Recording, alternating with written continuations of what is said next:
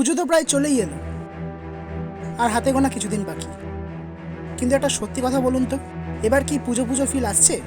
আমার তো আসছে না। কেন জানেন? কারণ আমার মনে হয় এবার মা আসছেই না।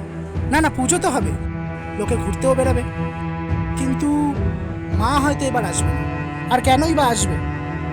যে রাজ্যে মেয়েদের কোনো সুরক্ষা নেই, দোষীরা এত বড় একটা অপরাধ করার পরেও এতদিন হয়ে গেছে তাও শাস্তি পাচ্ছে না, সেই রাজ্যে মা কেনই বা আসবে?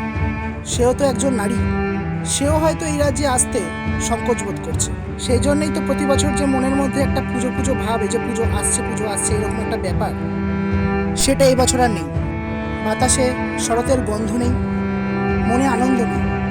বাংলার মানুষ ধীরে ধীরে উৎসবে ফিরছে। কেনাকাটা করবেন, ঘুরতে যাবেন, প্যান্ডেল হপিং করবেন, খাওয়া দাওয়া করবেন, মজা করবেন, সব ঠিক আছে, কিন্তু মনের মধ্যে যে প্রতিবাদের আগুনটা জ্বালিয়েছিল সেটাকে নিভতে দেবেন না।